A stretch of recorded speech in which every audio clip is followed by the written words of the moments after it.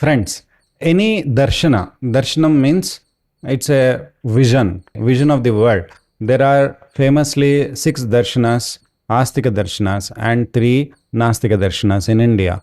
So, nastika, astika is determined by whether this particular darshan admits to Vedas superiority and their paramount authority. They are darshanas. So, nine darshanas are there. In every darshana, you have to define what is Jagat, what is Jiva, and what is Brahman. These are the three elements that you have to define who they are, what is the relationship between all these three, and how emancipation happens. You have to answer these questions. If you don't answer who is Jiva, that is not a darshana. If you don't answer what is Jagat, if you don't answer what is Brahman, what is God, who is God, and what is the relationship, etc., what are the dynamics between these three, then that is not considered as a valid darshana.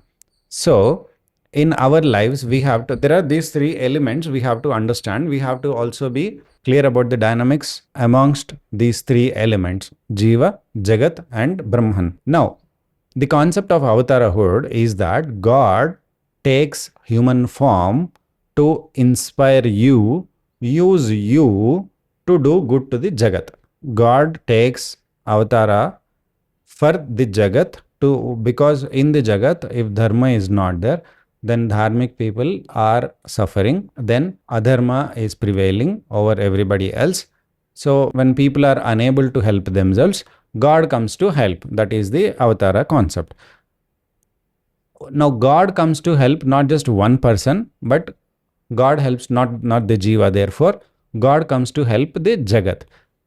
Now he appeals to jiva, he inspires jiva, like individual persons like you and me, so that we do something in return to the Jagat that makes a difference to the Jagat because of his inspiration, Bhagwan's inspiration, and therefore the Jagat is uplifted. In the Jagat's upliftment, Jiva's upliftment is also part and parcel. This is understood. Now, this is the purpose of avatarahood. If you think that your guru or the person who you think you are following, like Rama, Krishna, Jesus, Ramakrishna, all these people, if they are avatars, then what is your duty? Is your duty to help Jagat solve all the problems in the Jagat, and therefore be the cause for upliftment of this Jagat and permanent welfare of this Jagat, and therefore ensure your own welfare also, or to focus on God himself and you and forget Jagat. If your focus is to forget Jagat and remember only God, because God alone can give you liberation from this bondage and suffering in this Jagat, what you are doing is you are holding Jagat as the cause of your suffering. You don't want to suffer. Therefore, you are taking the help of God.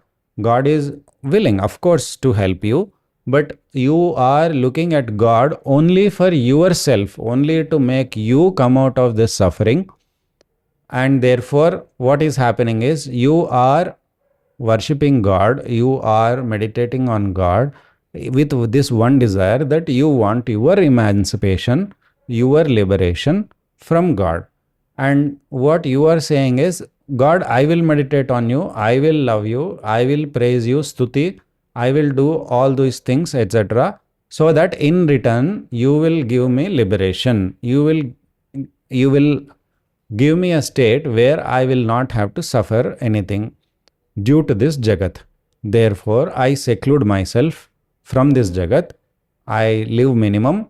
I bear all insults and I live like, a nobody in this world, because because I don't care about this world anymore. I don't have even capacity because it is Maya.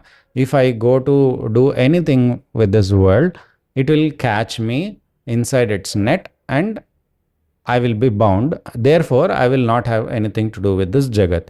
If that is your attitude and you are bribing God so that God will give you liberation, this is selfish religion. This is not what Vivekananda taught anyone. Okay? This is shopkeeping. This is just as bad as any other business deal.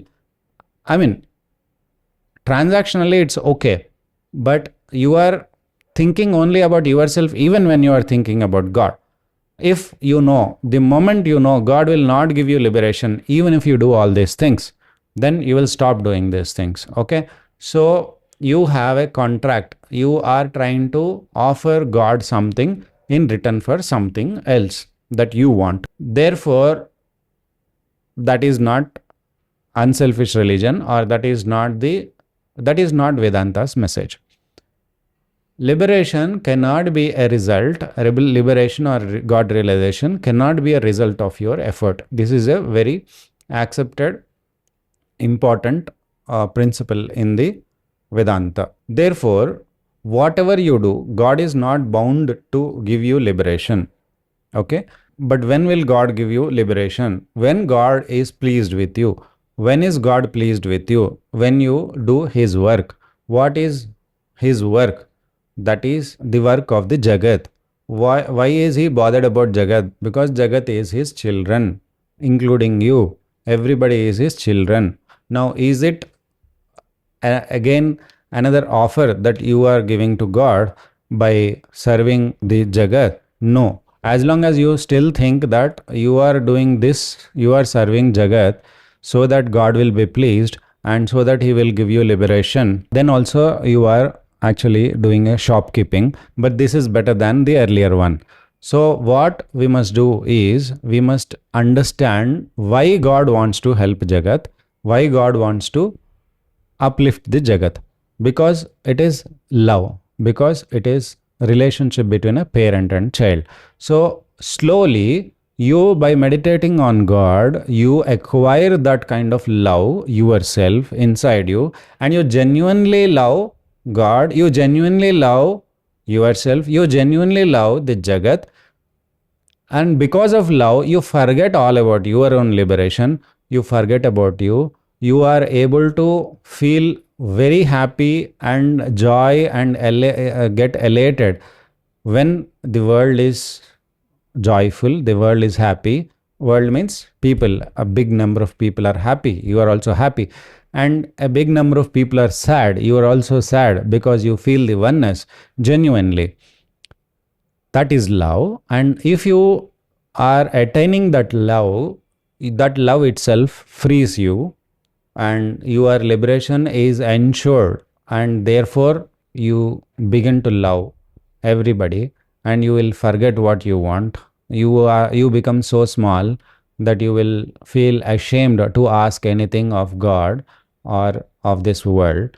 You will not be worldly, you will not be godly, but you will yourself be God like and the child of God. You will be the custodian of this jagat, this world that God has appointed. If you are able to become so big, then liberation is a small thing for you. That is the purpose of avatarahood. That so many people like God will protect and push the world towards liberation of the whole jagat at once, not just individual beings. This is the purpose of avatarahood. So this is unselfish religion that Vivekananda taught. Thank you.